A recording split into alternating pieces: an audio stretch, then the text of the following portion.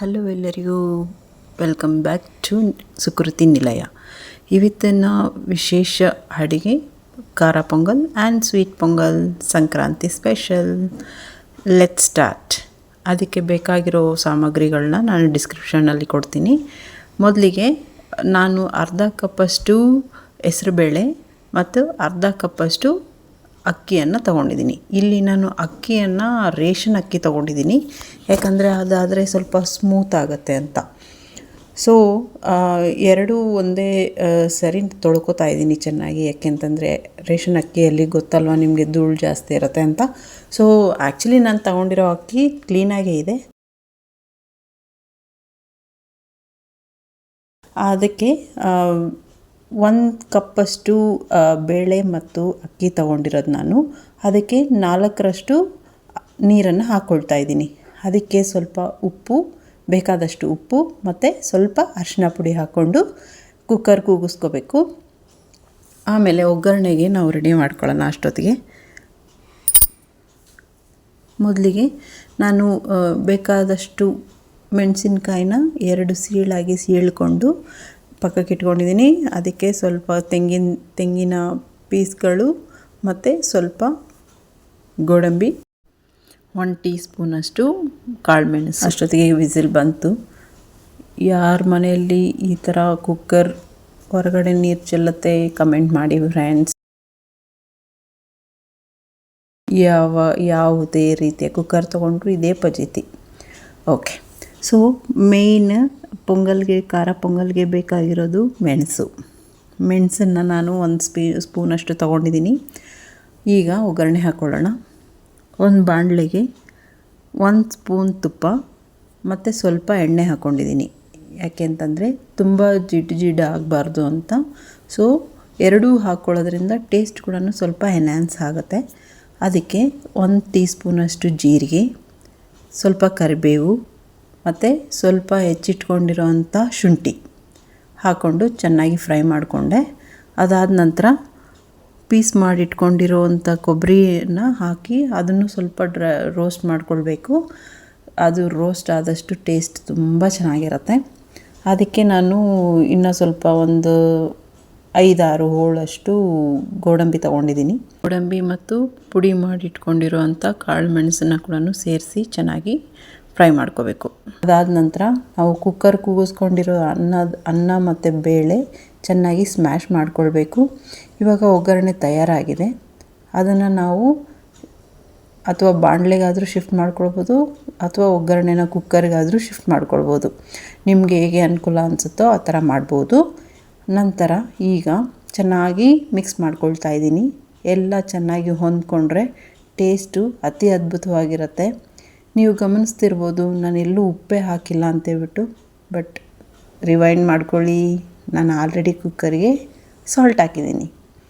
So ನಾನು already ಬೇಕಾದಷ್ಟೇ ಹಾಕಿದ್ದೆ, ಅದಕ್ಕೋಸ್ಕರ ಮತ್ತೆ ಒಗ್ಗರಣೆಗೇನು ನಾನು ಸೇರಿಸ್ಕೊಳ್ಳಿಲ್ಲ.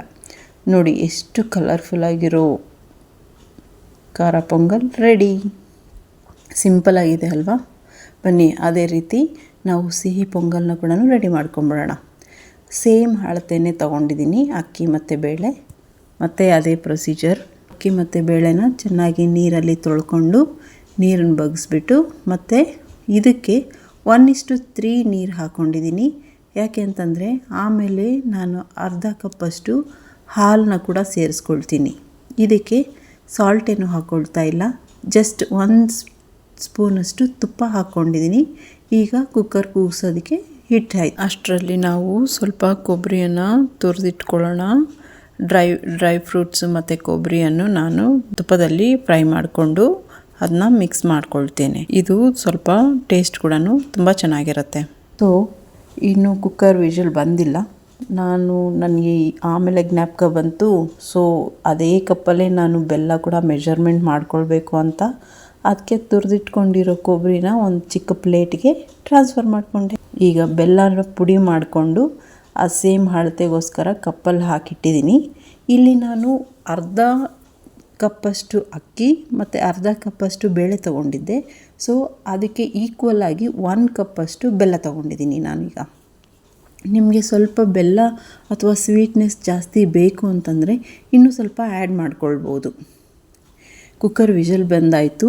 ನಾನು ಕುಕ್ಕರ್ ಪಕ್ಕಕ್ಕಿಟ್ಟು ಈಗ ಸ್ಟವ್ ಮೇಲೆ ಬಾಣಲಿ ಇಟ್ಟು ಜಸ್ಟ್ ಬೆಲ್ಲನ ಕರಗಿಸೋ ಅಷ್ಟು ಮಾತ್ರನೇ ಹೀಟ್ ಮಾಡ್ಕೊಳ್ಬೇಕು. ಪಾಕ ಬರೋ ಅಂಥ ಅವಶ್ಯಕತೆ ಏನಿಲ್ಲ. ಜಸ್ಟ್ ಕರಗೋವರೆಗೂ ನಾವು ಕೈ ಆಡಿಸ್ತಾ ಇದ್ದರೆ ಸಾಕು. ಯಾರಿಗೆಲ್ಲ ಪೊಂಗಲ್, ಸಿಹಿ ಪೊಂಗಲ್, ಖಾರ ಪೊಂಗಲ್ ಇಷ್ಟ ಅಂತ ಕಮೆಂಟ್ ಮಾಡಿ. ಸೊ ಈ ಥರ ಮಾಡಿ ನೋಡಿ ಒಂದ್ಸರಿ, ನಿಮಗೆ ಇನ್ನೂ ಟೇಸ್ಟ್ ಎನ್ಹಾನ್ಸ್ ಆದಂಗೆ ಅನಿಸುತ್ತೆ. ನಾರ್ಮಲ್ ಖಾರ ಪೊಂಗಲ್, ಸ್ವೀಟ್ ಪೊಂಗಲ್ಗಿಂತ ಈ ರೀತಿ ಮಾಡೋದ್ರಿಂದ ತುಂಬಾ ಯಾರೆಲ್ಲ ತಿನ್ನಲ್ಲ ಅನ್ನೋರು ಕೂಡ ತುಂಬ ಟೆಂಪ್ಟಿಂಗಾಗಿ ತಿನ್ಬಿಡ್ತಾರೆ. ಯಾಕೆಂತಂದರೆ ಅದಷ್ಟು ಟೇಸ್ಟಿಯಾಗಿರುತ್ತೆ. ಈಗ ನಾನು ಬೆಲ್ಲನ ಫುಲ್ಲು ಕರಗಿಸ್ಕೊಂಡು ಆಯಿತು. ನಾನು ನೋಡ್ತಾ ಇದ್ದೀನಿ ಎಲ್ಲಾದರೂ ಹೋಳುಗಳೇನಾದರೂ ಸಿಕ್ಕಾಕೊಳ್ಳುತ್ತಾ ಅಂತ. ಸೊ ನೋಡಿದಾಗ ಎಲ್ಲನೂ ಚೆನ್ನಾಗೇ ಕರಗಿತ್ತು. ಇದನ್ನು ಪಾಕ ಬರೋದೇನು ಬೇಕಾಗಿಲ್ಲ. ಯಾಕಂತಂದರೆ ಆಮೇಲೆ ನಾನು ಅನ್ನಕ್ಕೆ ಮಿಕ್ಸ್ ಮಾಡಿಬಿಟ್ಟು ಮತ್ತೆ ಕುದಿಸ್ತೀನಿ. ಅದಕ್ಕೋಸ್ಕರ ಸ್ವಲ್ಪ ಬೆಲ್ಲ ಕರಗೋವರೆಗೂ ಇಟ್ಟರೆ ಸಾಕು. ಈಗ ಅದೇ ಬೆಲ್ಲದ ಪಾಕವನ್ನು ನಾನು ಫಿಲ್ಟ್ರ್ ಮಾಡಿ ಹಾಕ್ಕೊಳ್ತೀನಿ. ಯಾಕಂದರೆ ಇತ್ತೀಚೆಗೆ ಬೆಲ್ಲದಲ್ಲಿ ಇನ್ನೂ ಜಾಸ್ತಿ ಕಸ ಬರುತ್ತೆ. ಅದಕ್ಕೋಸ್ಕರ ಫಿಲ್ಟ್ರ್ ಮಾಡಿಕೊಂಡ್ರೆ ತುಂಬ ಬೆಟರ್. ನೀವು ಎಷ್ಟೇ ಕ್ಲೀನ್ ಮಾಡ್ಕೊಂಡಿದ್ದೀನಿ ಅಂತ ಅಂದ್ಕೊಂಡ್ರೂ ಕೂಡ ಬೆಲ್ಲವನ್ನು ಪಾಕ ಮಾಡಿದ ಮೇಲೆ ಫಿಲ್ಟ್ರ್ ಮಾಡ್ಕೊಳ್ಳೋದೇ ಬೆಸ್ಟ್. ಸೊ ಇಲ್ಲಿ ಬೆಲ್ಲ ಪಾಕವನ್ನು ಕುಕ್ಕರಿಗೆ ಹಾಕಿಬಿಟ್ಟು ಚೆನ್ನಾಗಿ ಮಿಕ್ಸ್ ಮಾಡಿಕೊಂಡೆ. ಅದಾದ ನಂತರ ಮತ್ತೆ ಸ್ವಲ್ಪ ಹೊತ್ತು ಕುಕ್ಕರ್ನ ಸಿಮ್ಮಲ್ಲಿ ಇಟ್ಕೊಂಡು ಸ್ವಲ್ಪ ಹೊತ್ತು ಮಿಕ್ಸ್ ಮಾಡ್ಕೊಳ್ಬೇಕಾಗ್ತಾ ಇರುತ್ತೆ. ಯಾಕೆ ಅಂತಂದರೆ ಬೆಲ್ಲ ಮತ್ತು ಅನ್ನ ಚೆನ್ನಾಗಿ ಮಿಕ್ಸ್ ಆಗಬೇಕು. ಸೊ ಅದು ಬಿಸಿಯಲ್ಲಾದರೆ ಇನ್ನೂ ಚೆನ್ನಾಗಿ ಹೊಂದ್ಕೊಳ್ಳುತ್ತೆ. ಹಾಗಾಗಿ ಒಂದು 5ರಿಂದ 10 ನಿಮಿಷದವರೆಗೂ ಕಡಿಮೆ ಸಿಮ್, ಎಷ್ಟು ಲೋ ಸಿಮ್ ಇರುತ್ತೋ ಅಷ್ಟು ಲೋ ಸಿಮ್ಮಲ್ಲಿ ನಾವು ಕುದಿಸ್ಕೊಳ್ಬೇಕಾಗುತ್ತೆ. ನಾನು ಆಗಲೇ ಹೇಳ್ದಂಗೆ ಅದಕ್ಕೆ ಅರ್ಧ ಕಪ್ಪಷ್ಟು ಹಾಲನ್ನು ಹಾಕ್ಕೊಂಡು ಅದನ್ನು ಕೂಡ ಚೆನ್ನಾಗಿ ಮಿಕ್ಸ್ ಆಗಲಿ ಅಂತ ಕುಕ್ಕರ್ ಮೇಲೇ ಇಟ್ಟಿದ್ದೀನಿ.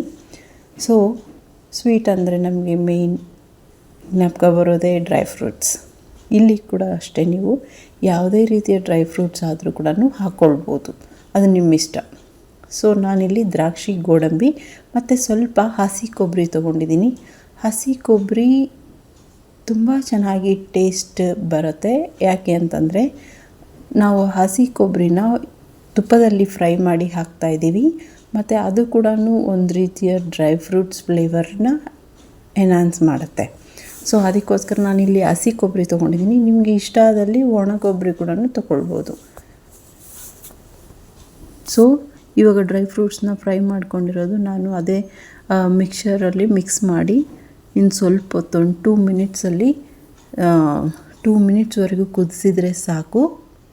ನಮ್ಮ ಸಿಹಿ ಪೊಂಗಲ್ ರೆಡಿ ಆದಂಗೆ. ನೋಡಿ ಎಷ್ಟು ಕ್ರೀಮಿ ಟೆಕ್ಸ್ಚರ್ ಬಂದಿದೆ ಅಲ್ವಾ? ಇಷ್ಟ ಆಯಿತು ಅನ್ನಿಸ್ತಾ ಇದೆ. ನನಗಂತೂ ತುಂಬ ಟೆಂಪ್ಟಿಂಗ್ ಆಗಿದೆ, ಯಾವಾಗ ತಿಂತೀನಿ ಅಂತ ಅನ್ನಿಸ್ತಿದೆ. ಸೊ ನಿಮಗೂ ಹಾಗೆ ಅನಿಸುತ್ತೆ. ನೀವು ಒಂದ್ಸರಿ ಟ್ರೈ ಮಾಡಿ, ಇದೇ ರೀತಿ ಕುಕ್ ಮಾಡೋದಕ್ಕೆ ಟ್ರೈ ಮಾಡಿ. ಮತ್ತು ಮಾಡಿ ಹೇಗೆ ಬಂತು ನಿಮಗೆ ಅನ್ನೋದನ್ನು ಕಮೆಂಟ್ ಮಾಡಿ ಹೇಳಿ ನನಗೆ. ಅಥವಾ ಏನಾದರೂ ನಿಮ್ಗೆ ಇದರಲ್ಲಿ ಡೌಟ್ ಆಗಲಿ ಅಥವಾ ಏನಾದರೂ ಕ್ವೆಶನ್ಸ್ ಏನಾದರೂ ಇದ್ದಲ್ಲಿ ಕೂಡ ನೀವು ನನಗೆ ಮೆಸೇಜ್ ಮಾಡ್ಬೋದು. ಸೊ ಎಮ್ಮಿ ಖಾರ pongal and sweet pongal for Sankranti festival is ready. ತಿನ್ನೋದೊಂದೇ ಬಾಕಿ ಇದೆ. ಈ ವಿಧಾನದಲ್ಲಿ ನೀವು ಕೂಡ ಒಂದು ಸಾರಿ ಟ್ರೈ ಮಾಡಿ ಮತ್ತು ಹೇಗೆ ಬರುತ್ತೆ ಅಂತ, ನಿಮಗೆ ಹೇಗೆ ಅನ್ನಿಸ್ತು ಅಂತ ಮೆಸೇಜ್ ಮಾಡಿ. ಈ ಥರ ಇನ್ನೂ ವಿಧವಾದ ರೆಸಿಪಿಗೋಸ್ಕರ ನನ್ನ ಚಾನಲ್ನ ಫಾಲೋ ಮಾಡಿ, ಶೇರ್ ಮಾಡಿ, ಲೈಕ್ ಮಾಡಿ ಮತ್ತು ಕಮೆಂಟ್ ಮಾಡಿ. ಎಲ್ಲರಿಗೂ ಧನ್ಯವಾದಗಳು. Subscribe my channel. Thank you. Bye.